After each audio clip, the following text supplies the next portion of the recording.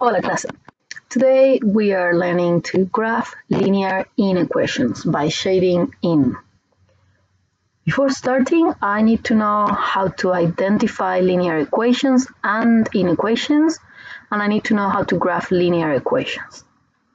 Remember that when we talk, we generally use inequation and inequality interchangeable, and you will see it like that in some places, even if inequality is just the sign that we use. So we can use them interchangeable in this context.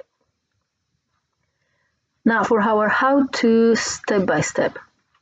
First, I'm going to need to graph the equation, not the inequation, but the boundary. And I need to use the convention in which if it's a strict inequality, so either smaller than or bigger than, that line needs to be discontinuous. And if it's a soft inequality, smaller or equal than or bigger or equal than, then I use a continuous line. Then I'm going to shade in the complying area above or below that boundary, and I will repeat that process for each inequation that the system gives me. Let's see that in an example, they ask me to graph these three inequations, and we're going to be using colors so we can actually see what we're doing.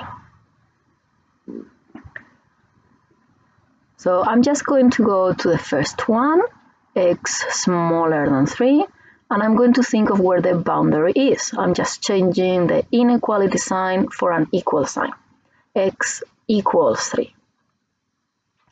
I can find that in my x-axis, and because this is a strict inequality, that boundary, it's a dotted line or discontinuous line.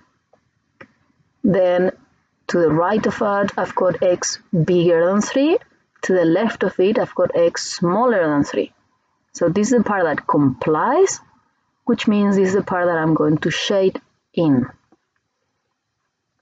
And if you would have felt pens or crayons that could be a solid block, I'm just going to line everything there. And I'm going to try to label it at the same time.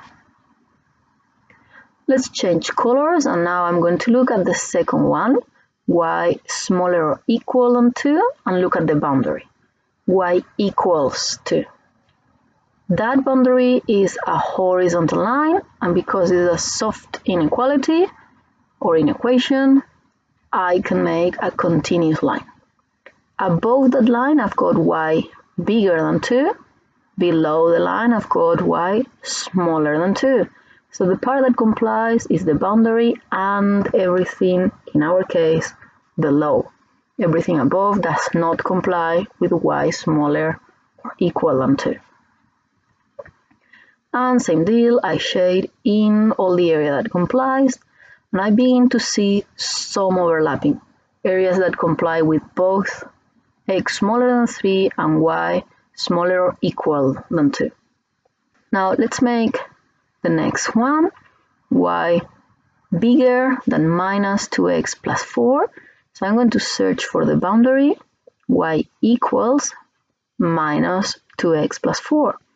And this is a straight line in the form y equals mx plus c, like we've graphed before.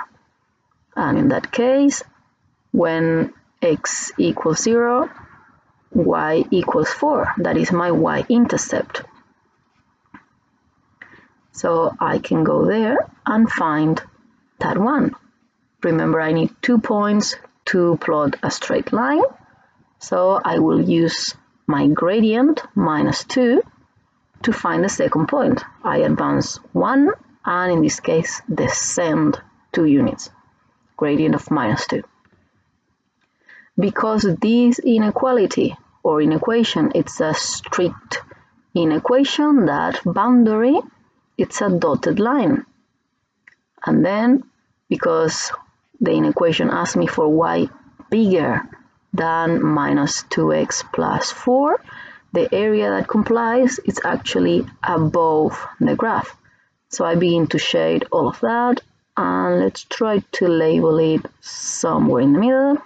We begin to see an area in the middle that overlaps everything. Now the problem with this technique, as you've been seeing, is that I can't actually see the visible region, the area that complies with every single one of these inequations at once. Or if I can, I really need to make an effort to. It's not the easiest method to actually see my visible region. And there is a solution for that, but this video it's getting a bit longer and I'm running out of screen. So we will see what the solution is in the next video. For now, it's your turn to go and practice. Thanks for watching.